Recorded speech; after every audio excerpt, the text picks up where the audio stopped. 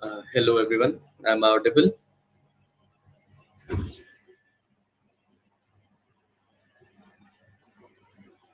Okay, so good evening everyone and welcome to Machine Learning at Beginner to Intermediate Trainings. I am Ravi Rana and I'm a mentor, and today we'll be talking about linear regression. So before diving into today's topic, let us summarize what we did yesterday. So we saw what is machine learning, why we use machine learning, and the various applications of machine learning. And the various applications of machine learning are linear regression, classification, style transfer, sequence prediction, etc. So today we'll be talking about linear regression in depth. So what is linear regression? How do we perform linear regression, and how do we implement linear regression through code? So in today's session, first of all, we'll cover the theoretical concepts relating to linear regression, and then we'll deep dive into a code segment for linear regression. So without further delay, let's start. So first about myself. So to those who are joined now, hi, my name is Ravi Rana, and I'm the DSC lead for generated colleges from 2020 to 2021. I have been practicing machine learning for the past 2 years, and I'm a computers, programming, and a football fan. So today's topic, as I stated earlier, is linear regression. So let's start. So before diving into linear regression, let's talk about what is regression. So according to this definition that I've written here, regression is the method of modeling a target value based on independent predictors. So what does this mean? So yesterday we talked about regression. Anyone can give me in the chat box the equation we talked about when we talked about the regression. Anyone? Y is equal to mx plus c. Yes. So here what we are doing, so how it is modeled as a regression equation, how it is modeled as a regression method. So regression is nothing but modeling a target value. Here, what is our target value? Our target value is y, and on what it is based on? It is based on independent predictors, and these independent predictors are the variable x. So this is regression. You find out the value of a target variable with the use of independent predictors. So now this method is mostly used for forecasting and finding out cause and effect relationship between variables. So what does this sentence mean? The cause and effect relationship between. So for those who had joined us yesterday, we took an example of predicting the price of the cars. Yes. So predicting the price of the used cars. So how can we imply the cause and effect relationship in our that example? So the cause and effect relationship can be described as when car goes old. When suppose I bought a car in the year 2005, and now we are here in 2021. So as the car grows old, its value gets depreciated. Am I right? So that is a cause and effect relationship. So regression helps us to model that, helps us to forecast that, and find out that how the cause and relationship is modeled. So am I clear with the regression? A quick yes or no. That are you clear with this? What is regression? Okay. So now let's take a look at this diagram. Just take a quick. Let's talk about this diagram. So some of you were saying to me yesterday, what is the use of this diagram? So take a look at this diagram. So we will be talking about this diagram throughout our further slides. So take a mental picture, grasp it, and try to understand what you can from this diagram. So from here we can see that we have straight line and some points, and we have a axis we have y and then x axis. So on the y-axis, we have 5, 10, 15, and then x-axis, we have 10, 20, 30, 40, 50, 60. And in a simple straight line value, in a straight line equation, what can we say? Can we say that at 10, let's say at 10, the value is this, or at 10 the value can be this? So isn't it how we read straight line equations? Yes or no? So now what is this straight line doing there? So what is our prediction in this and what is the actual values? So now we have taken a quick look at this diagram. We will come back to it after reviewing the further slides. So what is linear regression? So we have talked about it in depth. Yesterday we talked about regression now. So it's just a repetition of the definition that linear regression is a type of regression analysis where the number of independent variable is one, that and there is a linear relationship between the independent and dependent variable. So pay attention that it said that the number of independent variable is one. So whenever you have one independent variable and a one dependent variable, but it is called a simple linear regression. It is called a simple linear regression equation. Okay. So now let's understand linear regression. So as we all know, linear regression is a supervised machine learning model that fits the best linear line between the independent and the dependent variable. That is, it finds a linear relationship. Okay. So now coming back to our diagram, what can I say? That let's try to understand this diagram. Okay. So in this diagram, the points that I have are the actual values. Do you get it? The points that they predict the actual values at when the value of this point is a true value. And what does this line give us? This line gives us the predicted value, that what our machine learning model is predicting. So this is linear regression. In linear regression, we are given a bunch of y values and a bunch of x values and a bunch of y values, and we are given some actual data. Because if you remember what is machine learning, in machine learning we give our machine learning model some data and answers, and it gives us, and what does it gives us? It gives rules, or it identifies the rules through which it would make a prediction for us. Do you remember it? We talked about it yesterday. A quick yes or no. So now what we have done in this diagram, in this graph, that we have provided it with some values of x's and some independent variables and some dependent variables, and we have said that when the value of x is 10, say the point is this, let's say, okay, and the value of x is 20, the point is here. Okay. So now what our linear regression model will do? Our linear regression model will try to learn from this data, will try to predict, get patterns from its data, and will try to fit its own straight line through this data. So this is what a linear regression based machine learning model looks like. It fits a straight line through our data points. And now this straight line, earlier, so how does it helps us in making further predictions?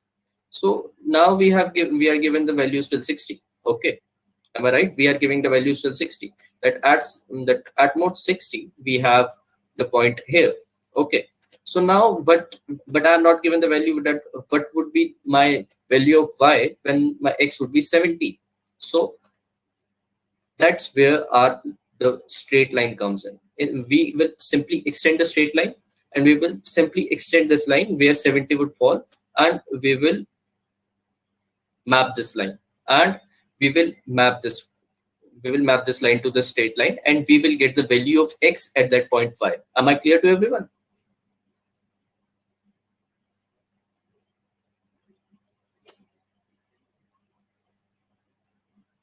That how our straight lines helps us in further predictions.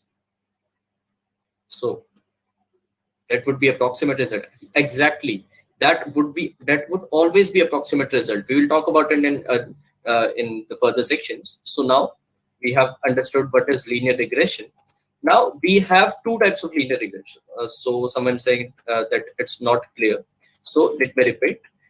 So how we got this straight line? So we got this straight line by fitting our linear regression model through it.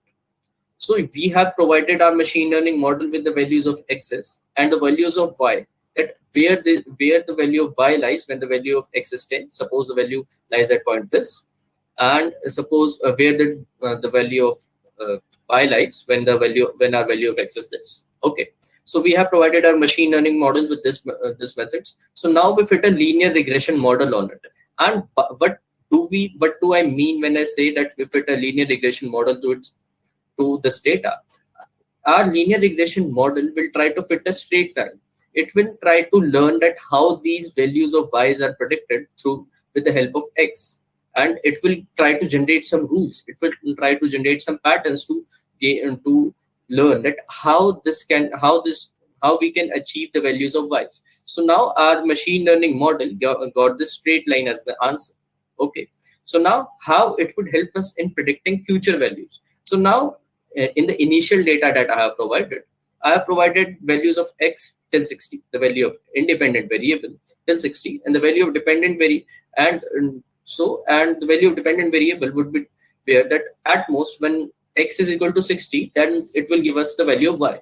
So we have the maximum value 60, the upper limit 60. So now I need to predict what would be the value of y when our value of x is 7, when the value of x is 70. So what would we do? We would just extend this line. We would just extend this straight line, and we would just simply map this straight line to that to our point, and it will give us an approximated value of y. So white only pass through few dots and ignore others, because it tries to learn pattern. It tries to learn pattern at how it got the answer. Yeah, it is not always accurate. We'll talk about it in further slides. Please stay tuned if you want to know the answer to this question. Okay, so now I hope that how a linear regression model works and what do we do in a linear regression model. So is it clear with everyone now? Just a quick yes or no in the chat box, please, so that I can move ahead. Okay. So now we have two types of linear regression. So what do we classify them as? So we have two types of linear regression. First, the simple linear regression. And I have said that we talked about simple linear regression in our previous slide. That when do we say the linear regression is the simple linear regression? Just simply when we have a single value of x, that is, we have a single independent variable.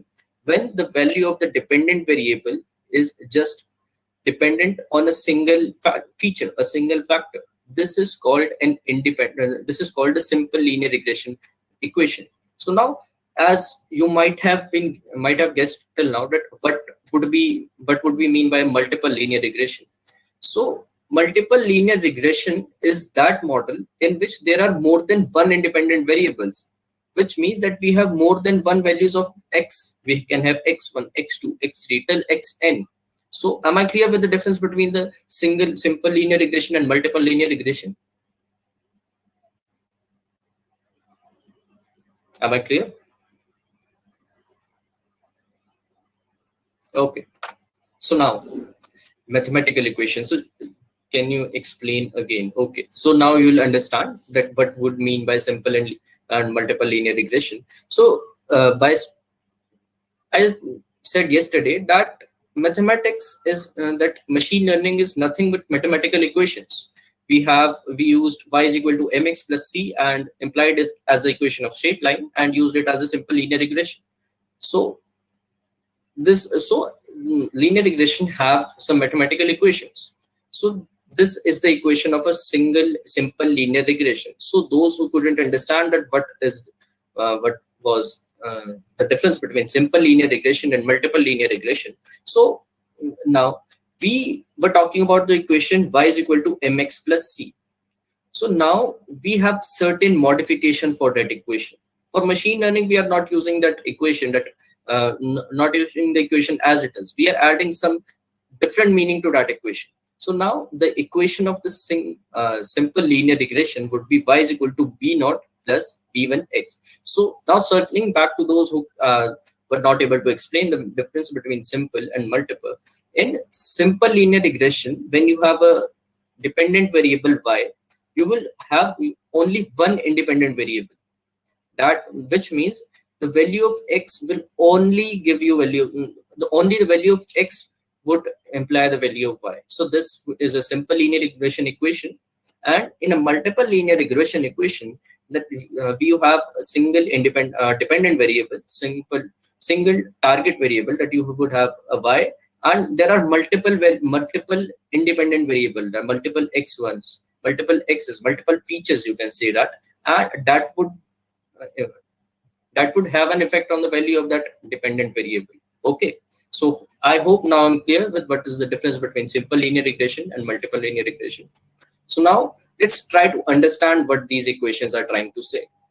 So equation of simple, I'll be just be reading it from the slides. So equation of simple linear regression, where b0 is the intercept, b1 is the coefficient or slope, x is the independent variable, and y is the dependent variable. So pretty easy, right? That y is what you need to predict, and x is your independent variable. b1 is the slope that is passing to that independent variable, and what is b0? b0 b0 is the intercept, at where it lies. Okay, so this is a simple linear regression. The equation, this is the meaning of simple linear regression. Or you can also so yesterday we were having some feedback that you guys wanted to include a whiteboard in this session, so we have done this. So let me just try to explain you alternate methods to write the equation of linear regression through the use of a whiteboard. So let me just stop, share that screen.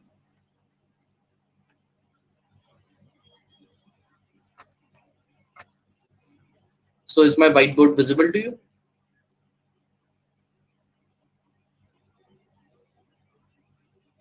Okay, so what did we study about, what did we initially knew about the equation of the linear regression? So we said that y is equal to mx, sorry for the bad handwriting, plus c. Okay, this was said as the initially this was said that it is the equation, that it is the equation of a straight line. Am I right? So now what did we do? We, what did we do? We just wrote another equation that said that y, dependent variable, is equal to b0 plus b1 x. Okay, so quickly, what is y here? Quickly in the chat box, what is y here? The result, yes. And the what is x here? What is x here?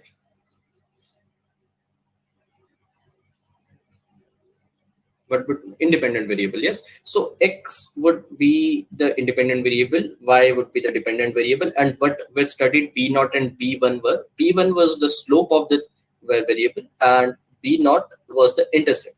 So in another wordings, but in machine learning, what can we say? What can we also signify as these? How we can also represent these equation? We can write that y is equal to wx plus p. So what is the meaning of this equation, y is equal to wx plus p? So y is, as usual, our dependent variable, and x is our independent variable. And what is w? W is the weight of this. W is the weight of the dependent variable. So what do I mean when I said weight? So weight of a dependent variable can be said that how much importance is given to that variable. So we have in day-to-day conversations, we just say that this thing has more importance. So for example, not related to machine learning, for example, when talking about weight, when talking about weightage, we say that in our percentage, in calculation of percentage, the final examination holds more weight, or holds more importance. So this is what weight signifies. This is what W is. W is a coefficient that would indicate what is the importance of each feature. And what is B? B, any guesses here? What is B? Someone who who has some experience, who knows something about machine learning. What is B? Any constant? No. Constant? No. Machine learning. So okay, Someone said bias. So what is bias? For those who don't know what is bias, so we have learned about problems that include bias in mathematics, in probability. So what was bias there? We had some questions where we said that what is the probability that in the in a coin toss that the coin would land in a head when it is biased towards tail. So what did it mean when we said that it was biased? By saying that it is biased mean that it would fall mostly upon the tail side. So how bias came into play in machine learning? So in machine learning model you have data. So suppose you have a data. Let's go back to our example where we were trying to classify between a cat and a dog. So suppose you have the data set that is that helps you differentiating between the image of a cat and a dog. So now in the data set you have 8 images of cat and 2 images of dog. So can you guess where your prediction would be biased? Where what would be uh, what how much, to which factor, to which class it would biased? Okay, yes. So it would be biased toward the cat. That it would mostly predict that the image is of cat. Why? Because it while it was trained, the data contained more images of cat and less images of dog. So machine learning developed our machine learning model developed a bias towards cat images. Okay, so here it is. So here I've defined the term bias for you. So now I hope weight and bias are clear with you.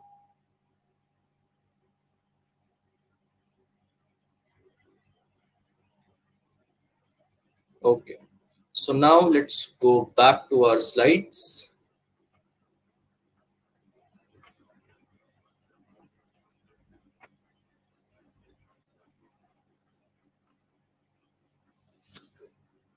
Okay, so someone said repeat weight.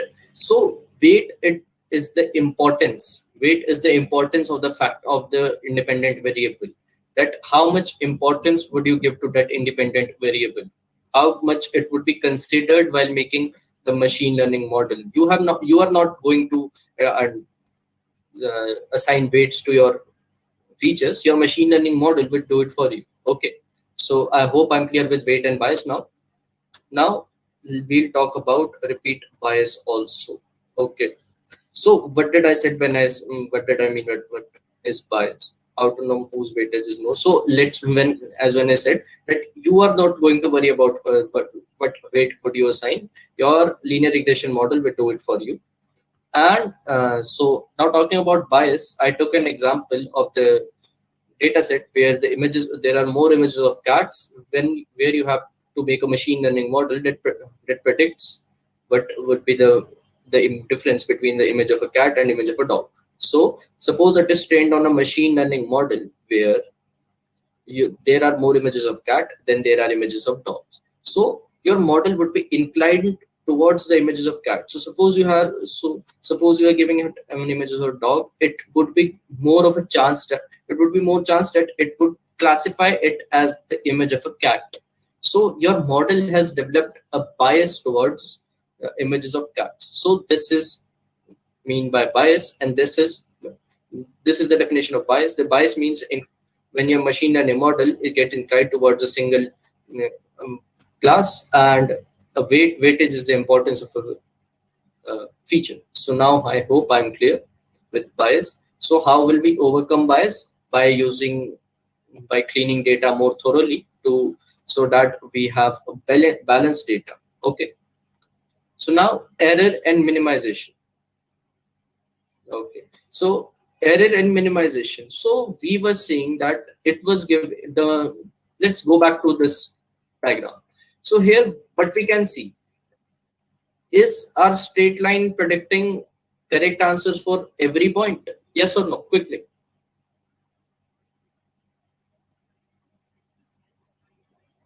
So when you are not getting accurate answer for a thing, but would you say that your machine learning model is giving an error? Am I right or wrong? So this is what error is.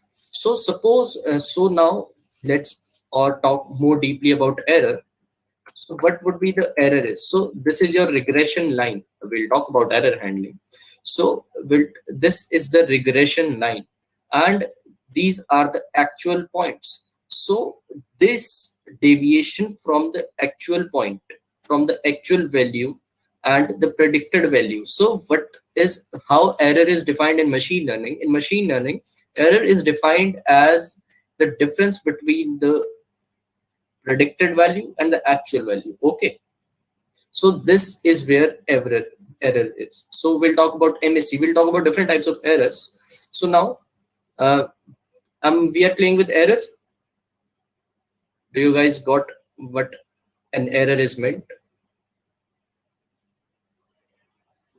Okay, so this is the definition of the error, and mathematically residual error or simple error is a difference between the actual values minus the predicted values. So that straight line is the result of the condition. The straight line is your linear regression model trying to fit a line through that data to predict what would be the points in the future scenarios. So what did we do? We imposed the straight line predicted by the model, and we imposed it upon your actual data points, and there you got the error points. Okay, I hope I'm clear. So now mathematically residual error is actual values minus predicted values. So now we have the what would this mathematical equation give us? The residual error, actual error values minus predicted values. It would give us a normal error for a single point. So now we have to check the sum of all the errors, the total errors in your machine learning models. So it would be sum of all the errors. So the answer would be sum of actual minus predicted values. So now there might be some cases where the error is negative. So what would we do? We'd first subtract the actual values from the predicted values, we'll sum it, and then we'll square it. Okay, so this is the square of sum of residual errors. So we understood error. Okay, am I clear with error in these three types of errors?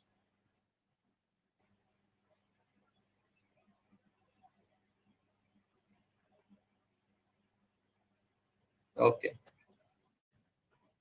so now we understood errors. So what is the cost function? So the cost function helps us figure out that how would we minimize the error. So someone asked me a question, error minimization. So to minimize the error, we would try to figure out best possible values for our b0 and b1. So how does this error emerge? ये error आता कैसे? Okay. Uh, so how does this error emerge? This error emerge when we do not have the best weight values. Okay. So suppose let's take an example.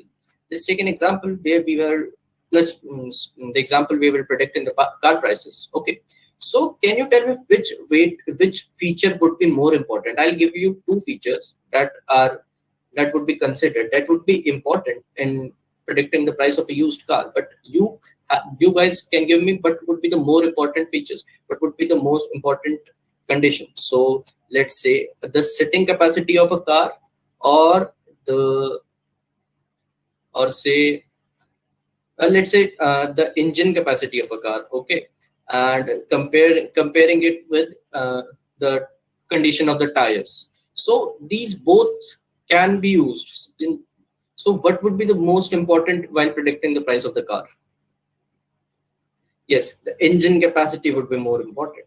Okay, so now suppose our machine learning model learned it differently. It said that it learned that uh, the condition of the tire is more important, so it gives more weight. That means more importance um, to that feature where it is where the to where sorry. So it would give more importance to the condition of the tire. Okay, so now this would give us, what would it give us? It would give us an error, because the most important features is not condition and is not uh, took Okay, so the now it would, why would it give it most problem? Why would it give it most error? Because mm, mm, the important feature is neglected. Okay, so now how to minimize this? How to minimize this problem? So minimizing this problem is mean that we get the best possible values for b naught and b1. And we saw earlier what were b naught and b0 and b1. Sorry, b0 and b1 were the weights of the features. Am I right or wrong?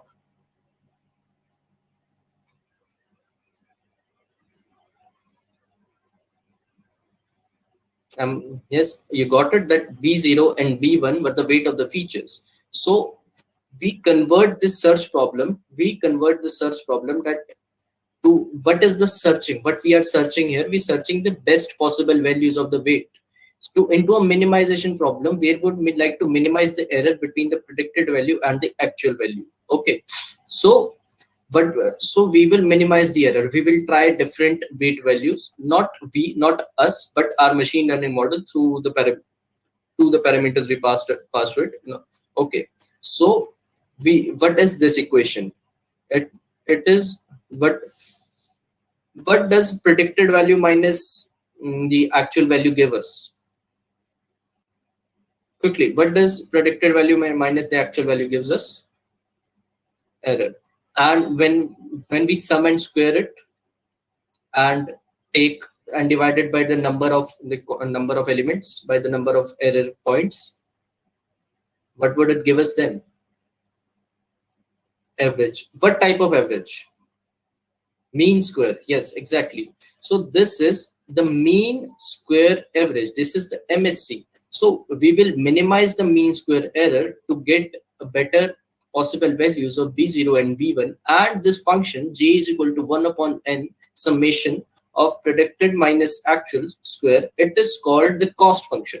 So in other words, we will minimize the cost function to get more optimal values for b0 and b1, such that it would gives us the most accurate values. But why is predicted one here, right? Yeah, no. Why is the actual value? So we will do that. Why here is the actual value and predicted is the PRIED. This term is the predicted value.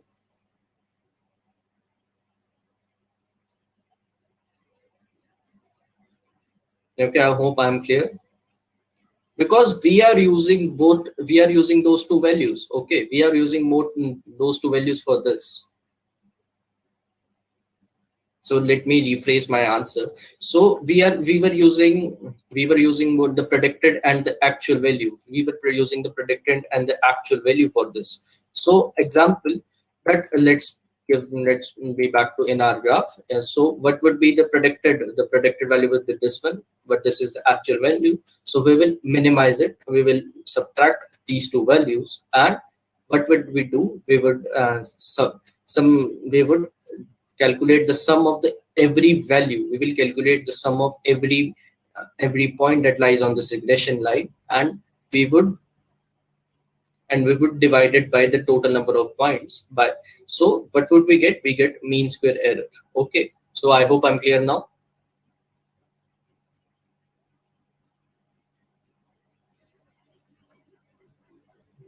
They are y, but predicted is predicted by machine, and y is actual y that test data has. Yes, maybe. So now let's talk about gradient descent. Okay, so now what would happen while in the cost function?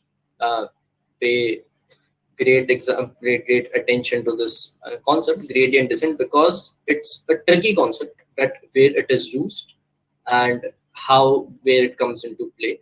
So what we saw in the last slide, we saw the cost function. Okay, so now in cost function, we were minimizing the value of cost function by predicting the best possible values for our weights. Okay, so how would we predict best possible value of our weights? Okay, how? That's where gradient descent come into play. Okay, am I clear till now? Where gradient descent is used? Gradient descent is used for updating values of weights to reduce the cost function. Okay, mean square error function. Okay, you can read this upper two lines. So now please repeat gradient descent. Okay, so now what happens in gradient descent? So in this slide we saw what was cost function. The cost function is the mean square error of our machine learning model. So we need to minimize our mean square error in order to get best possible values for our weights, and by doing so we will get a more accurate model. Our line would fit more perfectly. Am I right? So how do we get the next best possible values for the weights? We would use a method, a function called gradient descent. Okay, so gradient descent is a method of updating b0 and b1 to reduce the cost function, that is mean square error. So how does it work? So first of all, let me know that is it is clear that where gradient descent is used. Please let me know in the chat box. How does the model get its proper GT? Do we need to train models with different validation sets? So there are several methods to get a proper gradient descent. Most optimal would be the optimizer learning rate, and it would be a trial and error based approach, as accurately pointed by someone in the chat box. Okay, so now let's talk about gradient descent. So how do we implement this gradient descent? So it is an iterative function. So what is an iterative function? I am assuming that most of you must know about what is an iteration is. But an iteration is doing something some many times. Trial and error would it not lead to bias? How would it lead to bias? Bias would lead when you are when the data point is skewed to one class. Okay, so that would be the origin of the bias. So I'll take questions later on. First of all, let's complete gradient descent. So in gradient descent, what we will do, we'll start with some initial value for b0 and b1, initial values for our weights. Okay, and then we change these values iteratively. Iteratively means one at a time, up to some iterations, up to some statement, up to some value. Okay, for example, we have a for loop. Let's say you have a for loop that's run from 1 to n. So how much iteration does it cover? It covers n iterations. Okay, so then we change these values iteratively. So for every iteration, we would run many iterations for it. We would take some initial values of b0 and b1, and we will run many iterations of it. Okay, and we will reduce the cost. Okay, so now let's so how would you change the value of b0 and b1? So is it clear till now that we will take an initial values for b0 and b1 and we will change it iteratively? Okay, so iterative approach is clear. That what is an iterative approach?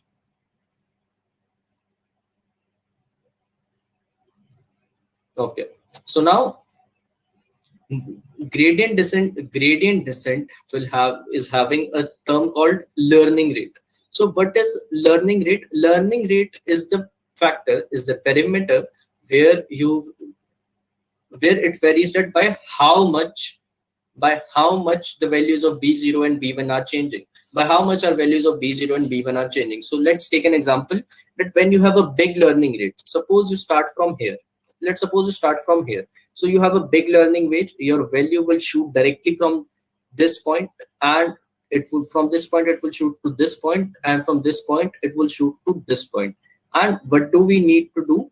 You needed to make the value of gradient descent here the minimum possible. Okay, so this is what happens when you are using a big learning rate. So using a big learning rate, what would it happen? That you will get minimum iteration, but the values of b0 and b1 would not get anywhere near to the minimum value for b0 and b1, where we can reduce the cost function. Okay, so is big learning rate clear to you?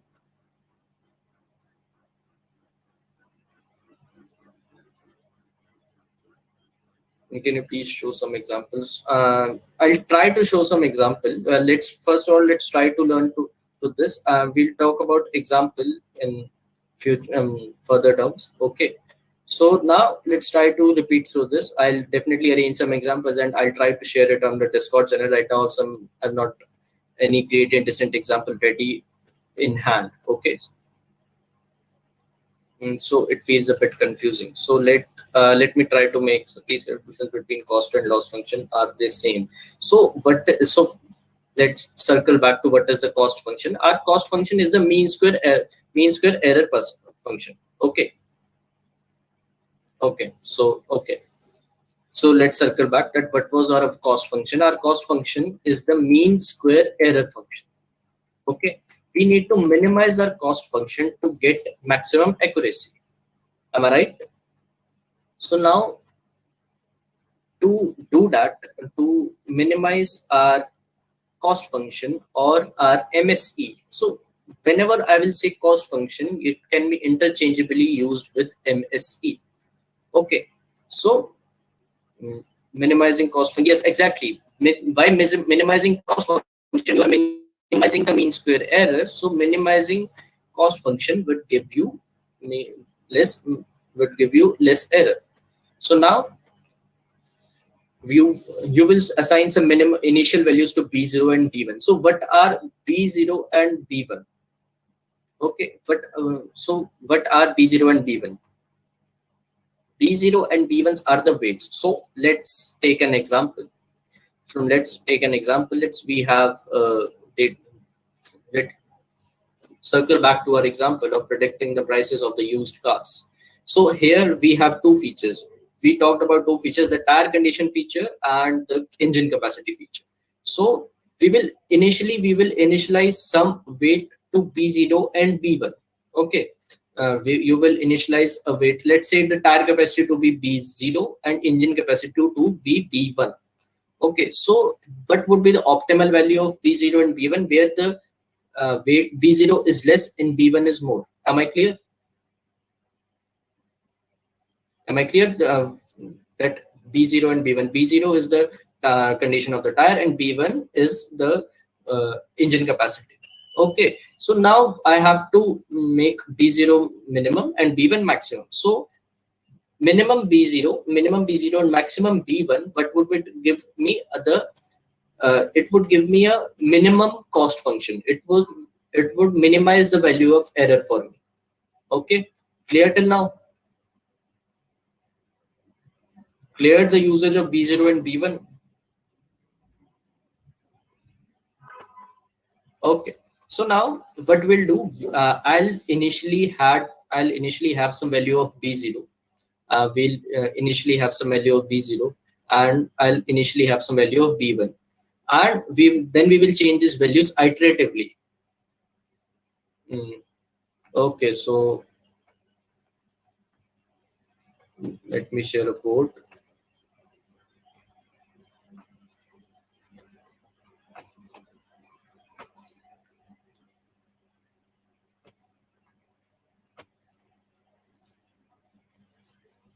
Okay, so my board is visible.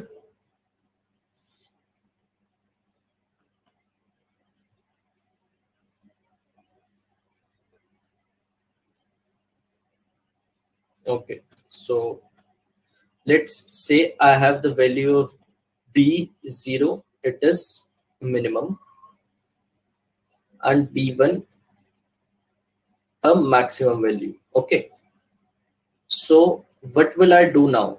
I need to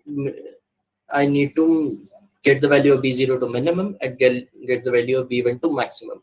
So initially I will assign B0 a value, let's say it X, and I'll assign B1 a value, let's say it Y. So now I have to minimize my cost function. I'm just denoting my cost function with J. Okay, so now sorry for that's the wrong graph. So now let's say I have to reach this value. This is the value of our cost function. This is the value of J. Okay, Is it clear till now that what this graph represents? Is it clear? So this graph represents the value of j, and what was j? J is your cost function, or your or your mean squared error, which you need to minimize. So is it now clear? No, j is the values at this point. J is the graph. There are different values in this graph. It is a graph. It is a parabola, as you can see. So it has different values. Okay. So now, what would be the most optimal values that we are hoping for? We are hoping for this, the minimum value for the j, for the minimum value for our cost function. So for that, we will take some initial values of b1 and b1, b0 and b1. Okay, clear? And now we'll start iterating. Iterating, it means by coming step by step towards these points, towards this minimum point. So now, so what is the factor? So suppose you are climbing some stairs. You can climb the stairs by climbing a single stair at a time and by multiple stairs at a time. So how much stairs you are climbing at one go in one iteration? If I say in the computational terms, that the stairs you are climbing in, the number of stairs you are climbing in the iterations would be a certain factor. Okay, let's suppose you are climbing stairs in a factor of 2. You will climb 2 stairs at a time. Okay, so this is learning rate for us. We will denote the learning rate by alpha. Okay, so now what would be the optimal value of alpha? So is learning rate clear to you? Just quick yes or no. Is learning rate clear? That what would be a learning rate? Learning rate would be the factor through which we will get the minimum value for our j, factor by which value changes. Yes, exactly, Vaibhav. So now, when let's suppose we are at this point and we need to get at this point. So what would happen if you take huge steps? So when huge steps, which means you have a this learning rate max, and denoting at mx.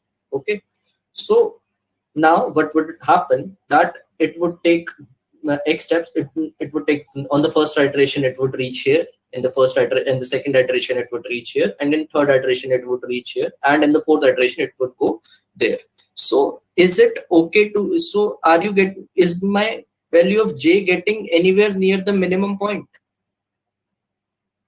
So no, it is not getting near minimum point. So is it okay? Is it okay if it does not get near the minimum point? So will you use this maximum learning rate while in practice? Why not? Because we are not getting our minimum values of our minimum function. Okay, minimum values of our function j. So we are not using the large value of the learning rate. So now let's minimize the value of alpha. So it's n. Okay, sorry for my bad handwriting. So it's n. So we'll minimize the value of our alpha. So what is happening now? We are starting from here and we are taking slow steps. In first step we reach here, in the second step we reach here, in third we reach here, fourth we reach here, fifth we reach here, sixth we reach here. Okay, so in that, in the condition of a minimum learning rate, what would happen with a less learning rate? What would happen is that we will take more iteration, but we will reach the minimum point. Okay, so now there are drawbacks of both these learning rates. What would be the drawback? It was clear the drawback of the first learning rate. The iterations were less, but we were not anywhere near our optimal value. And in case of a minimum learning rate, what is happening is that we are taking more iterations, and in computational terms we say that when we have more iterations, the time complexity increases and our machine learning model will take more time. So what we'll do, we will take an optimal learning rate. So while taking a learning rate value, it is by default set at 0.02. 0.02 to 0.04 is an optimal learning rate for finding our gradient descent, our optimal value for this cost function. So this whole process is gradient descent. Okay, this whole process is called gradient descent. So are we clear what gradient descent is? Okay, that's it. Gradient descent is a tricky concept actually. So now I'm going to again share my slide. So we talked about gradient descent, and now some important terms. We talked about weight. We are clear what weight is. We have done what is 0.02 and 0.04. It is the optimal. It is the optimal value of a learning rate. Okay, it is optimal value of the learning rate. So now some important terms. We know what weight is. We know what our features are, and we know what is biases. So if anyone is having different difficulty with any of these terms.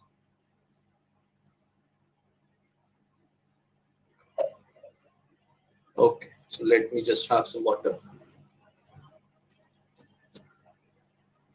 So now evaluation methods. So we talked about so what do we talked about till now? Let's summarize what we talked about. We learned about what is regression. We learned about fitting a line through our points. We learned about the problems that can arise in regression problem, that like errors. We learned how do we minimize our error by using an optimal learning rate, and the whole process is called gradient descent. And we learned some important terms like weights, feature, and bias. So anyone having problem till now?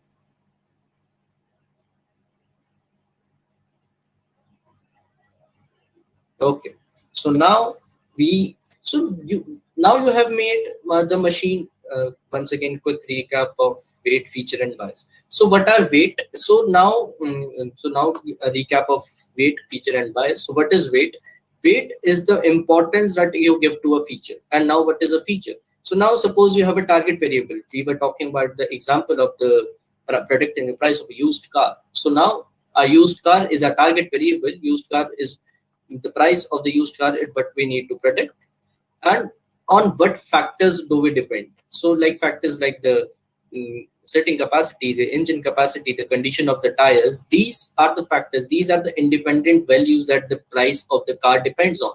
So these independent factors are called features. So now we earlier took an example of what would be more important in predicting the price of the car, the condition of the tires or the engine capacity. So now obviously the engine capacity would be more important, so it would have more weight, it would have more importance. So weight is the coefficient of importance in machine learning. Okay, so now bias, by talking about bias, we took an example of the predicting the difference between the image of a cat and a dog, and by making the machine learning model, our model had the more images of cats than dogs. So our model was the answer our model was giving to us were more skewed towards cats. Okay, so this is bias in machine learning.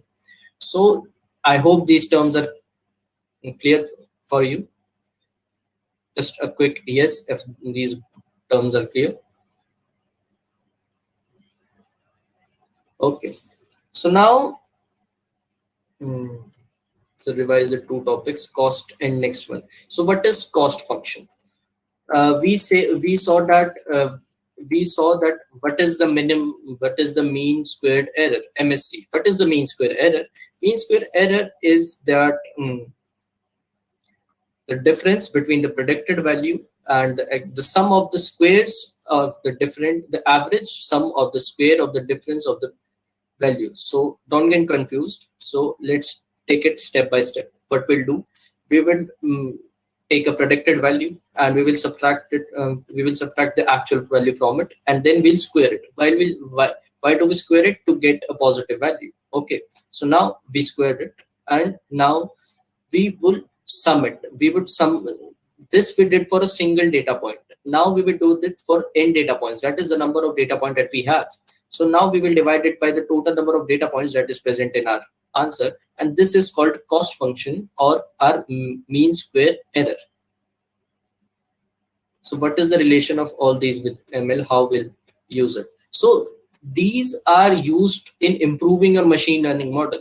As I said yesterday, anyone can become a machine learning practitioner if it was just become coding, but you need to know about how you can get more accurate or improved results in your machine learning model.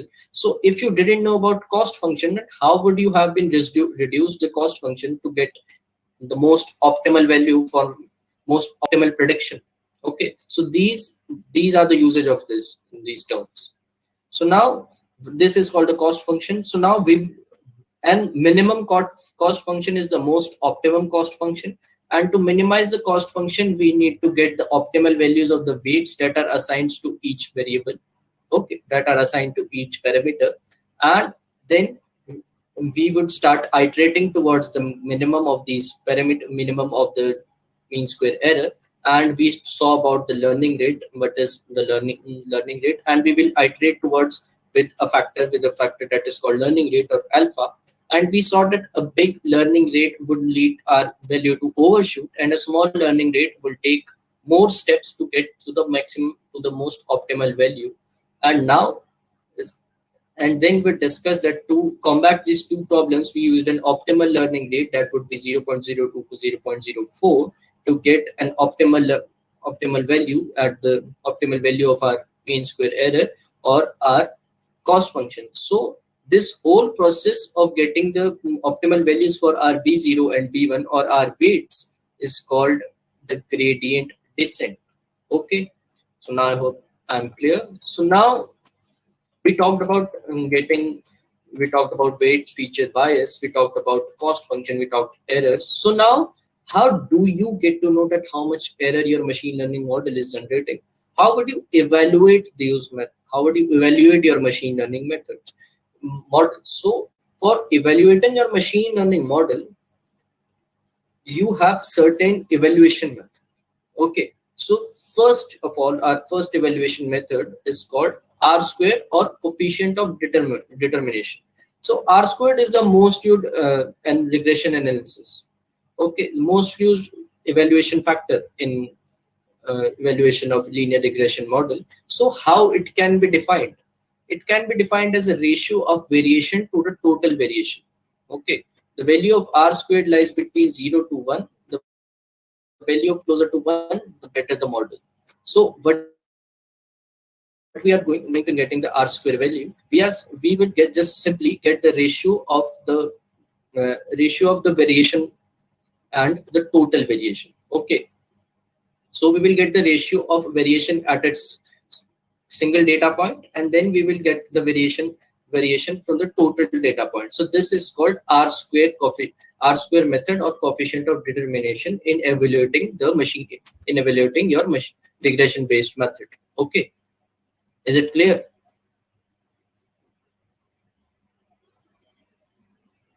Is it clear? Please, because we need to know, we would also need to check out the code for this linear regressions. So let's speed up. Okay, so now adjusted R square. So in R square, we saw that we took the variation at a single point, and we took the ratio of this to the total variation. Okay, this and the value of R squared lies between 0 and 1. So if the value is closer to 1, your model performed better. Okay, so now we needed to improve the R square method. So we came up with adjusted R square. Okay, so adjusted R square is the total variation sum of all variation at all points. Yes, you can say that the total variation sum of all variation at all points. Okay, so now it is improved to R square. So R square had a problem, is that if the feature increased, the value of R square also increased. So when the value of R square increased, so I earlier said that the value of R square lied between 0 and 1. So when the value of R square lied between 0 and 1, so when the value was closer to 1, it was a good model. So the values always lied between 0 and 1. 0 से कम नहीं, 1 से ज़्यादा. So now what happened, if you increase data, if you increase more data, if you give more features to the data, if you give more features to the data, suppose in our example of where we were predicting the prices of a car, used car, we increased the features, we increased the capacity of the oil tank, the capacity of the boot space, etc., etc. We increased some features that could play a part in the price of a car but are not important. So what did happen, the value of R2 increased. So the value of R2 always lied between 0 and 1. So when the feature increased, the value of R2 increased and went towards 1. So we saw that when the value of R square was near 1, it was said to be a good model. Okay. So now when the value was closer to R square, so the value got closer to 1. So it gave us that our model, it gives us an illusion. It gave us an illusion that our model is good model. But in reality, just features were increased, and our model gave us the answer that the R square value was nearer to 1. So we perceive that our model is a good model. Okay, so this was the problem with R square method. So adjusted R square, we came up with a method called adjusted R square. So adjusted R square solves this drawback for R square. But it only considers the features which are important for the model and shows the real improvement of the model. Okay, so I hope this line is self-explanatory, that it only considers the important features of the model. And keep in mind the important point that adjusted R square value is always lower than R square. Okay, so it is the formula for the R square adjusted, that 1 minus R square upon n minus 1 upon n minus p minus 1. So we'll subtract our adjusted R square, our R square value from 1 and multiply it by the number of, by the n stands here for a total sample size, and we'll subtract it by 1, and we'll divide this whole by n minus 1, the number of the sample size, p the number of predictors. The number of predictors is the number of features here. Okay, and we will subtract it, and we'll subtract this whole term by 1, and we will get an adjusted R square value. So adjusted R square value is always lower than R2 value. So when do we get, so when you calculate adjusted R square value and it is lower than your R square value, just it means that our model is a great model. It's working good. Okay, so I hope I'm clear with adjusted R square model. Okay, so now we had, if I gives to data that the model says that p is equal to n, then so if p is equal to n, then we will divide this whole equation by minus 1. When your all of the data points would be greater, or all data points would be equal to the number of parameters, which is highly unlikely. It is highly unlikely. Why? Because you can see that, suppose for a given problem you can only identify some 60 to 40, you're only identifying some 60 to 40 important features. Okay, but in here stand the total sample size, and the total sample size is always greater than the number of features. Am I clear with that?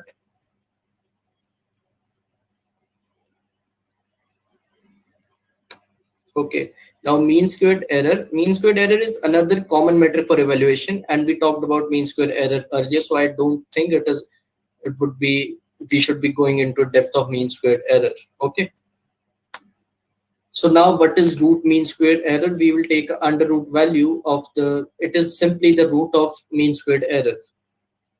So it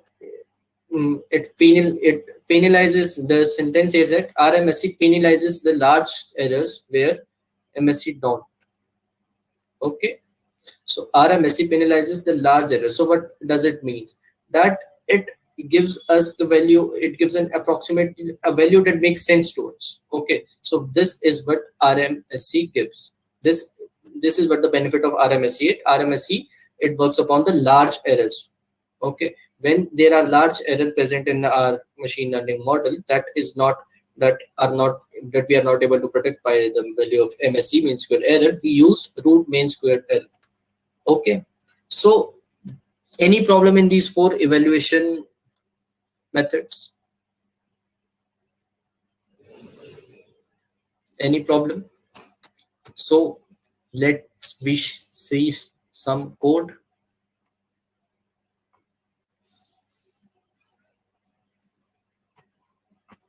So first of all, yeah, MSE is used when error is small. MSE is used when you have a small sample size and you, okay, when you have a small sample size. When the MSE values gives you small answers, when the MSE values are small, when error values are small, okay, where you are giving MSE, and RMSE gives you where the large errors are present. So it would more clearer to you when you would see these terms in action. Okay, so now let's jump to code. Okay, okay, shall we see the code?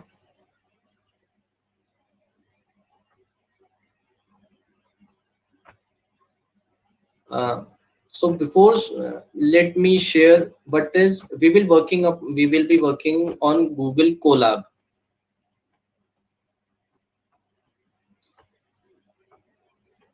We will be working on Google Colab. So what do we mean by Google? What is Google Colab? So Google Colab is a tool that works in your browser.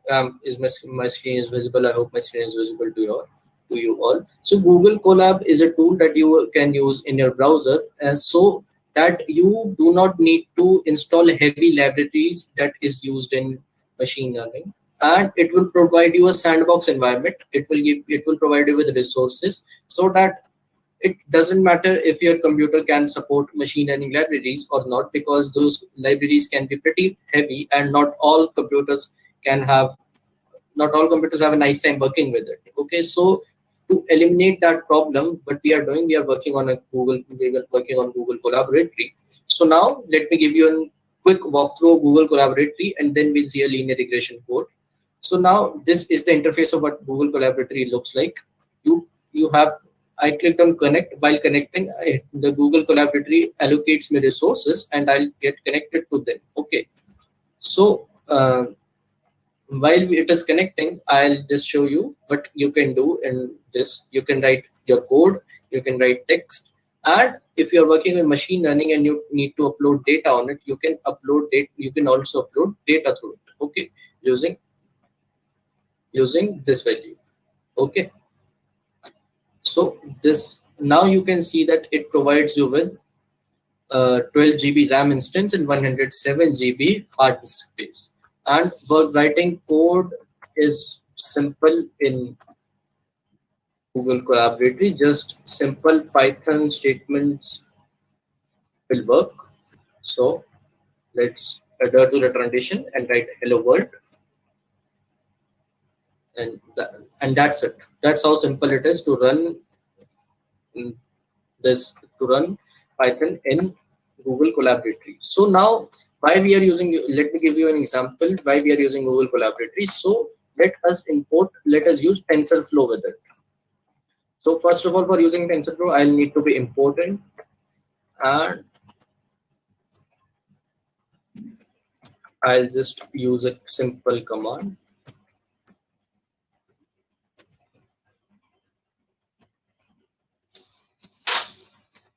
What I'm doing here, I just imported TensorFlow STF, and I printed out the version of the TensorFlow. So you can see how easier it was. And if you try to go on and use TensorFlow in your own local machine, what happens is that TensorFlow is a pretty heavy library. It works on your GPU. Works on DPU. So it can be pretty much slow if your computer is some primitive, if your PC is primitive. But while working in this environment, while working in this environment in the Google Collaboratory, you just need to import and do not need to worry about installation of this library. Okay, so this was the tour of Google Collaboratory. So now we'll take the code that code example for linear regression. So for the purpose of this tutorial, what I have done is I have just taken an example that is present in the official documentation of scikit-learn. So what is scikit-learn? So scikit-learn. So what is scikit-learn? So scikit-learn is the machine is a library, is a Python library that we use for machine learning. It has inbuilt features like for linear regression, like linear model, like and KNN, and for supervised and supervised learning, and it has many features for that. Okay, it has some inbuilt features in that machine learning library. So we will be using scikit-learn for this, and I've taken up the example that is present in that is present in the official documentation of scikit-learn, so that we can learn about linear regression. And when you try to learn on your own, you just go on to the documentation and the things would be familiar to you. And I will be following the whole process throughout the course, that I will be giving you resources that would make sense to you if you are not working through some guidance. I will not be writing some super attractive or super heavy code. I will be writing beginner friendly code. Okay, so now let me connect my instance, and I'll take all the questions after this code walkthrough. So first of all, what will we do? We will import our libraries. Matplotlib is a library that we use for plotting graphs and charts. Okay. NumPy stands for numerical Python. So we use numerical Python for complex mathematical equations, for using complex mathematics in Python. Okay. So, and sklearn. This is how you import scikit-learn. Now what we do, from sklearn we will import datasets. So we will, in this example, we are not importing. We are not uploading some dataset to this to our collaboratory environment. We will also do that, but we will do it after we have seen exploratory data analysis, and when we will apply our whole model through the scratch. Okay. So sklearn have some inbuilt data sets in it. So I'm importing data sets, and I'm importing linear model in it. That's how you can get a linear regression model in sklearn. From sklearn we will import data sets and linear model. So, and I'll also need to evaluate how the model is performing. So for that, from a sub library in sklearn that is called matrices, sklearn.matrices, we will import mean square error and R2 score. Okay, so you need not to worry writing equations about R2 score. You need not to worry writing equation about linear regression or mean squared error. Everything is pre-written for you. You just need to accurately import it and use it. So now what we'll do, we will import we are using the diabetes dataset. We are using the diabetes dataset, that how we can use it, how you can. So in what is happening in a diabetes dataset is the points you are given data, and what factors influence diabetes. Okay, so diabetes X denotes the features for that help us in predicting diabetes, and diabetes Y, what would it give? It would give the value of yes or no is a feature. What is the chances, what is the probability? Okay, so for that we are using datasets.load diabetes. Datasets, we have just imported datasets from sklearn, and we have datasets.load diabetes, and return xy is equal to true. It is an optional feature. We are using it just as a pass. We are just passing as an argument. Okay, so what would happen? Database diabetes X and diabetes Y, the diabetes dataset would load in our tuples diabetes X and diabetes Y. So now what we are doing here in diabetes X, there are many features, but what we are doing is using only one feature. So this is our command that we can use for this. Is how we import that, how we drop columns. Okay, so we are using only one feature. If you are familiar with Python, you might know this. If you are not, no problem. We'll just discuss this right now, and you can go to the free code camp tutorial present in the prerequisites and resources section of this workshop, and you can learn about the Python features from there. So now I'm dropping all other columns of the features, and I'm just taking a single feature for predicting the value if for diabetes or not. So now we are splitting our diabetes data set into training data and testing data. So what is training data and testing data? The training data is the data set, is the data on which our model trains on. So I hope you're clear the data.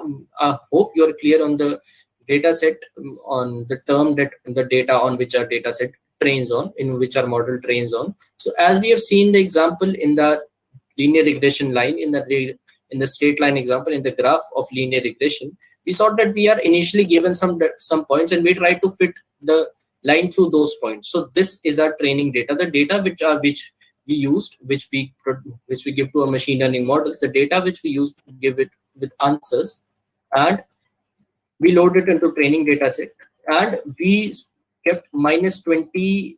Why do we use -20 here? So -20 here means that 80-20, 80 and 20%, 80 ratio 20% splitting is done.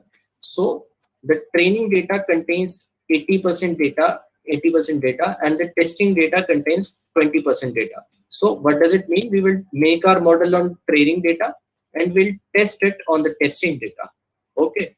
So for the same, we have done it for our features, and now we'll do it for our. So now we're doing it for our. Sorry, the value we need to predict, the target value. So now we need to create a linear regression object. So we are calling this object our regr. You can call it anything. You can call it's just a variable name, and we use linear models method linear regression. So regr is our linear regression object. Okay. So now you need to fit a regression line through it. So what did we do? We used our linear regression object, and we used a function. We used a method called .fit. Okay. So what does fit does? Fit trains the model on your fit uses the regression object and trains the model on your data. So what was your data? Your diabetes X train was your parameters that you were using, and diabetes Y train was your target variable. So you are training your regression model on it. I hope I'm clear. And now we'll make predictions. So to make prediction, what we are doing, we are not testing the data. So for that, we have reserved testing data set for it. So we will use the object that we have created in a previous set, regr, and we'll save the predictions in a value, and that is diabetes Y predict. So now we will use the method called predict, and we'll pass our test set through it. Okay. So now while passing the test set through it, what we'll do now, we imported different values. We imported different coefficient.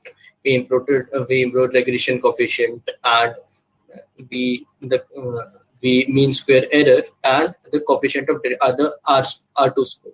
So for passing that, what we'll do, for getting the coefficient, we'll regr.coefficient, we'll study about that tomorrow, what is coefficient and what is mean squared error. So how we imported mean square error here, as you can see. So to calculate the mean square error, what will do, you will pass your test, the labels, the target value that we will get in that was reserved in the test that we saved here, and we check the diabetes by prediction and the prediction that was made.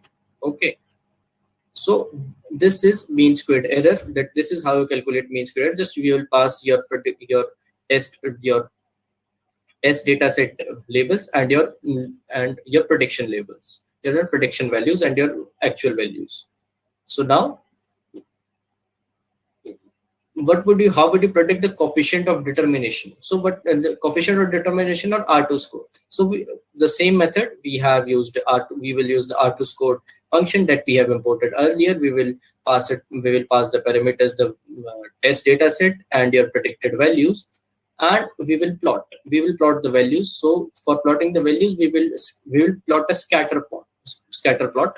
and for that we will diabetes x data set test values and diabetes y data set y test values, and we will plot the scatter plot, and this would be our answer. So after running the whole model, so now let's run the whole model and let's see what is our answer. So we can set the coefficient in 938, and we can see this is a very large error. We are getting 258 error, 2548.07 mean squared error value. And what is coefficient of determination? That is, what is your R2 score?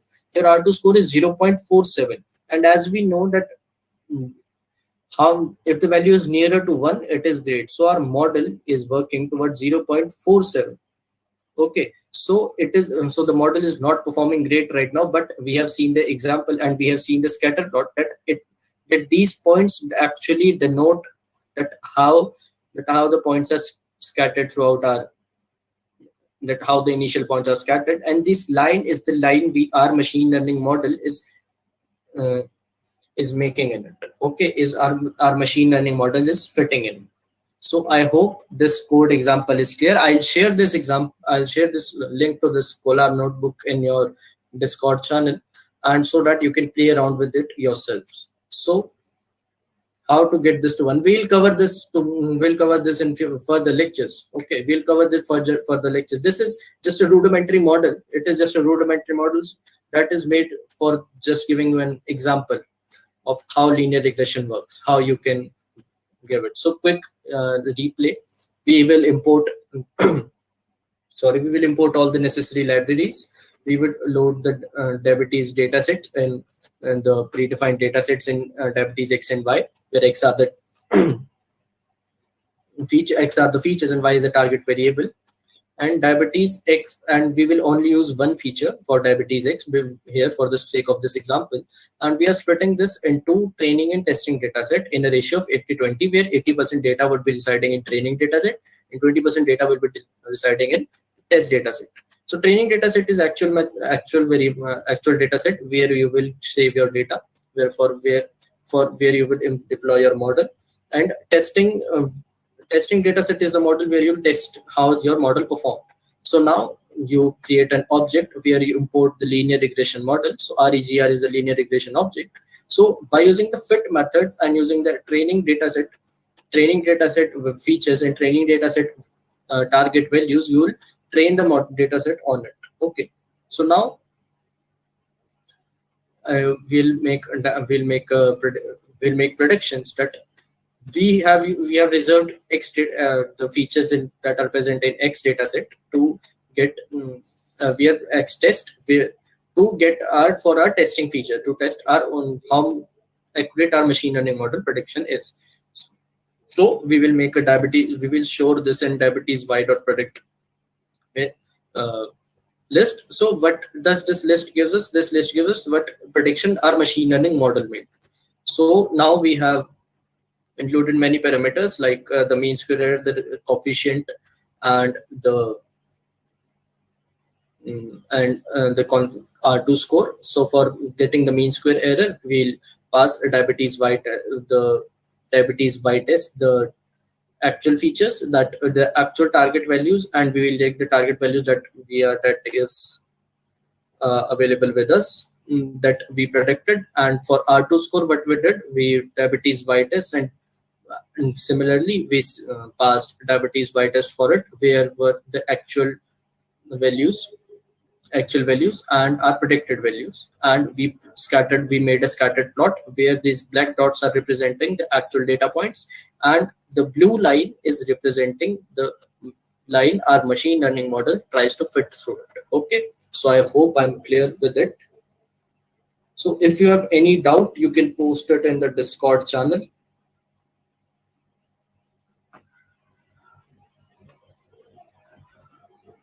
So if you have any doubt, you can post it in your Discord channel. How to remove the error?